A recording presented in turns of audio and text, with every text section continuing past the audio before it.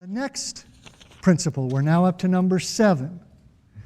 And a critical principle, at least for me in any screenplay, that you want to evaluate in every scene, and that is this credible? And it's really this simple, but it's also this difficult. With every scene, ask yourself this question: do my characters behave the way people with their backgrounds would normally behave in this situation? Do my characters behave the way people with their backgrounds would normally behave in this situation? For instance, if it's a horror movie or suspense thriller, why don't they get out of the house? Why don't they call the cops?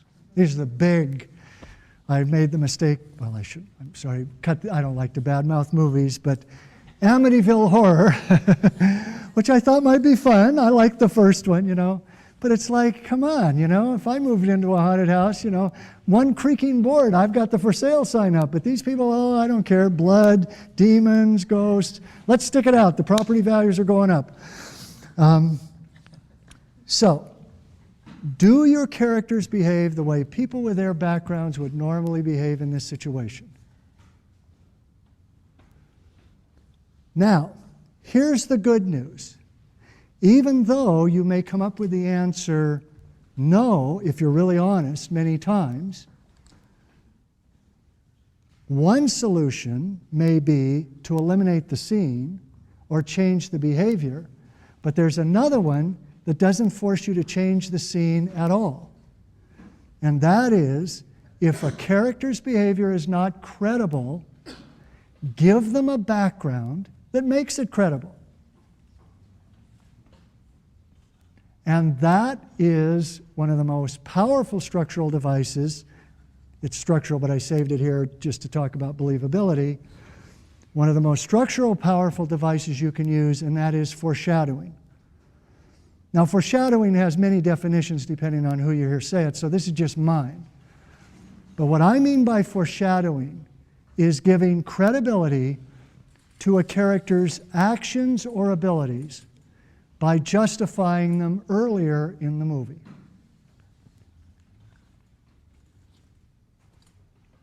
No matter what you have your hero do, you can probably make it believable if you give them something in their background that would justify it.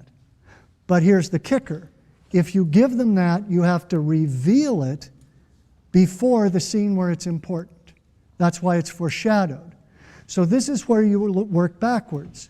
If you've written a big action scene and you realize this doesn't work unless my hero knows how to swing from a rope, then you've got to either have a scene earlier that shows him swinging from ropes, not an easy thing to do, or just have a moment where somebody reveals he was on the gymnastics team when he was in college or high school or with the Olympics. And then we say, oh, that's right, that's how he knows to swing from a rope. In fact, that very device is used in The Firm when Tom Hanks does the flips down the sidewalk, but the first time it's done, it's a surprise. We don't know that he'd be able to do it. Later on, when we see him do it, when he is able to do it a second time, then we know, oh yeah, that's right. And we found out that he was on the gymnastics team. I think, unless I'm mixing it up with a movie. But I'm going to give you a better example. I generally, when I lecture, I don't like to pull examples from my book because I think, you should get to hear something new. But in this case, I have to, because it's my favorite example of foreshadowing, because it's almost archetypal, it's so perfect. And that is in The Karate Kid.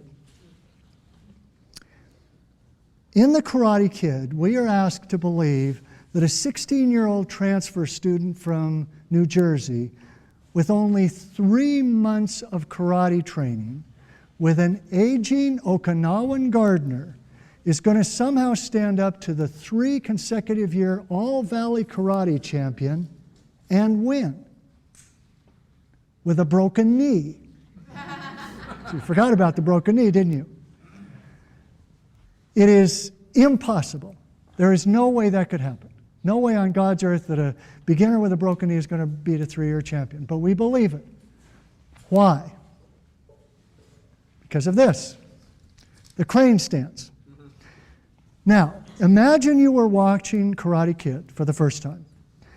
And it's the climactic moment, and Daniel gets into the ring with this champion, faces him, and all at once, out of the clear blue, he rears back, lets out a kick, and decks the kid. You're going to say, what in the hell was that? Where did that come from? And then you're going to say to yourself, oh, that was just contrived because they needed to get him off the hook. So instead of doing it that way, Robert Mark